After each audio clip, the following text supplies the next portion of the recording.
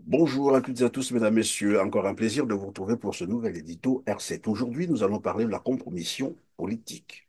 Les peuples comme les hommes finissent toujours par payer leur compromission politique avec des larmes parfois, du sang souvent, mais toujours est-il dans la douleur. En Afrique, la compromission politique s'effectue à trois niveaux. Le premier niveau est constitué d'intellectuels opportunistes qui se servent de leurs connaissances livresques pour aider les dictateurs à donner un contour idéologique et politique à leur tyrannie.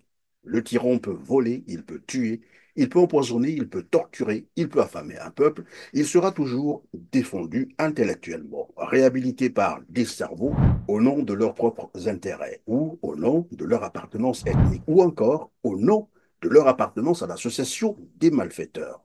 Résultat, la plupart de ces intellectuels finissent par s'exiler ou sont froidement exécutés ou se suicident en prison.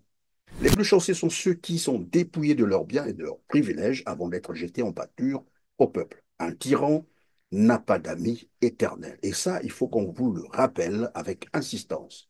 Un tyran n'a jamais d'amis éternels.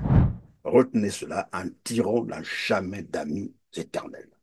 Le deuxième niveau est constitué par les opposants de circonstance. Ils se battent et entraînent des hommes sincères avec eux avant de rejoindre l'ennemi d'hier, avec armes et bagages, surtout avec la liste des opposants sincères, malheureusement. Résultat, ils bénéficient des grâces du tyran pendant quelque temps seulement, avant d'être éjectés, emprisonnés ou assassinés. Un tyran, je vous l'ai dit tout à l'heure, n'a jamais d'amis éternels. Résultat, il bénéficie des grâces du tyran pendant quelque temps avant d'être éjecté, emprisonné ou assassiné. Un tyran n'a confiance en personne, surtout pas en un ancien opposant. Jamais. Un dictateur n'a jamais confiance en quelqu'un, même pas en ses enfants ni à sa famille. Le troisième niveau est constitué des indifférents. Oui, on les appelle des indifférents. Les pourvus que. Pourvu que je mange, tant qu'il trouve à manger, lui et sa famille, le reste, ce n'est pas son problème.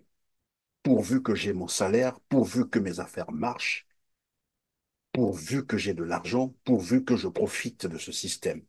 Mais après, ils sont surpris de constater que même le peu avec lequel ils se contentaient n'existe plus. Les affaires ne marchent plus. Les salaires ne sont plus payés. On accumule des dizaines de mois d'arriérés de salaires non payés.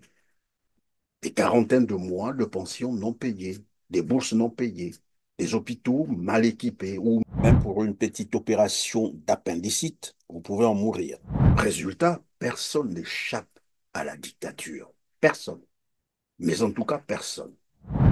Et donc, n'attendez jamais d'être victime d'une dictature pour commencer à la dénoncer.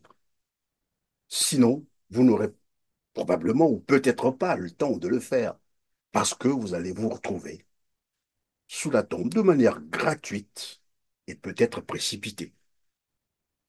Surtout, ne dites pas un jour que vous n'étiez pas prévenu. À bon entendeur, salut. Merci de nous avoir suivis aujourd'hui.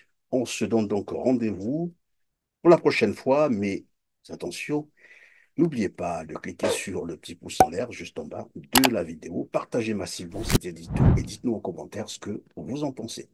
Cela nous fera énormément plaisir. Merci et à bientôt.